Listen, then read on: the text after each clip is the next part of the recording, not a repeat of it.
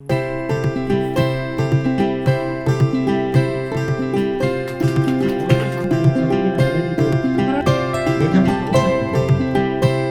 전 세계가 이제 우리 기후위기가 우리 엄청난 인류의 위기로 닥쳐왔는데 농민들에게 또는 농촌 지역 주민들에게 다시 없는 기회다라는 말씀을 드리려고 합니다. 내년부터 연탄 보조금 3천억 원이 사라집니다. 그리고 석탄 보조금 1,400억 합쳐서 연탄과 석탄 보조금 4,400억 원이 사라집니다. 그리고 유가 보조금 2조 원이 앞으로 2025년이 되면 없어집니다.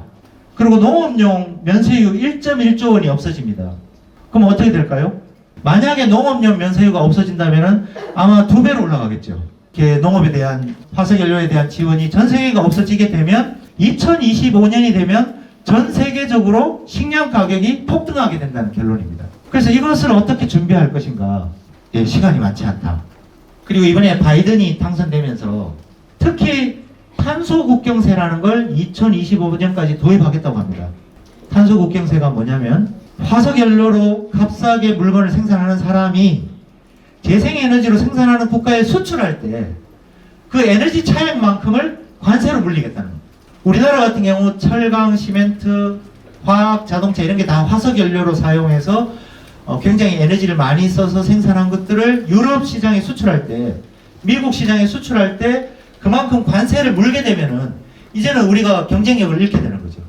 근데 이게 2025년입니다. 이유는 2023년에 이렇게 하겠다고 하고 있습니다.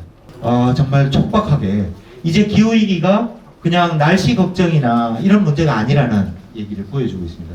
그래서 이제는 환경이 무역이고 환경이 경제인 시대가 열렸습니다. 그래서 환경을 개선하는, 빨리 개선하는 나라가 더 경쟁력을 갖도록 바뀌었다.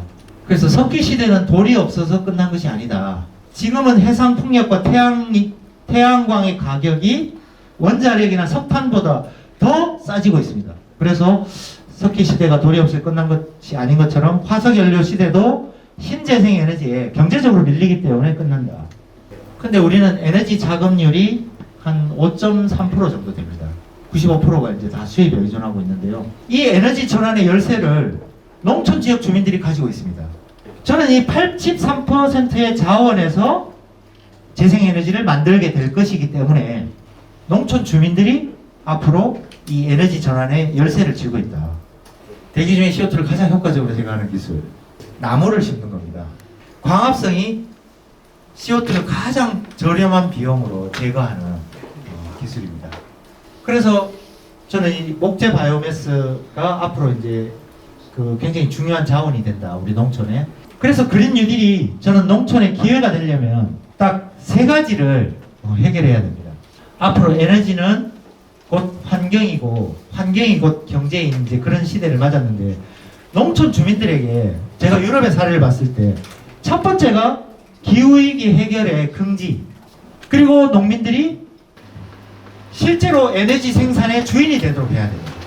세 번째가 이걸 통해서 농촌이 더 발전할 수 있다는 비전을 종합적으로 보여주는 것이 중요합니다. 농촌은 이 기후위기 대응의 전략적 요충지다. 첫 번째는 에너지 전환을 하려면 많은 면적이 필요하기 때문에 농촌 주민이 나서지 않으면 안 된다는 것이고, 그리고 두 번째는 탄소 흡수원과 탄소 농업이 농촌에서 이렇게 할 수 있다.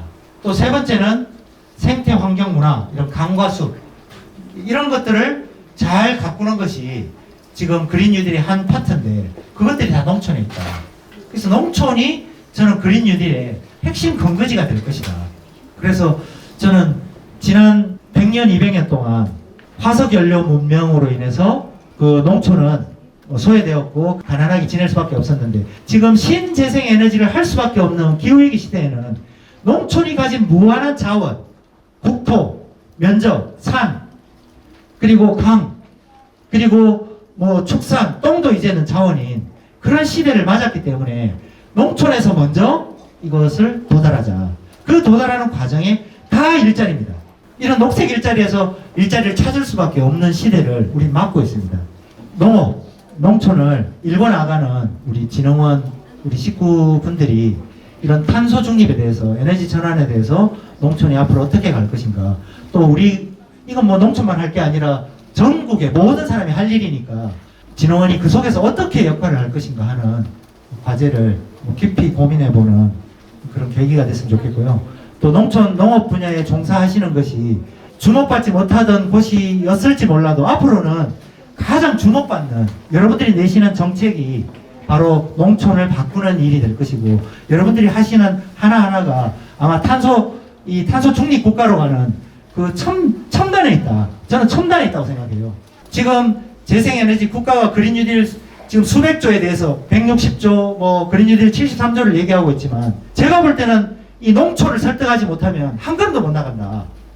그 농촌을 설득하는 일에 우리가 앞장서서 함께 나갔으면 좋겠습니다. 예, 이상으로 제 얘기를 마치겠습니다. 고맙습니다.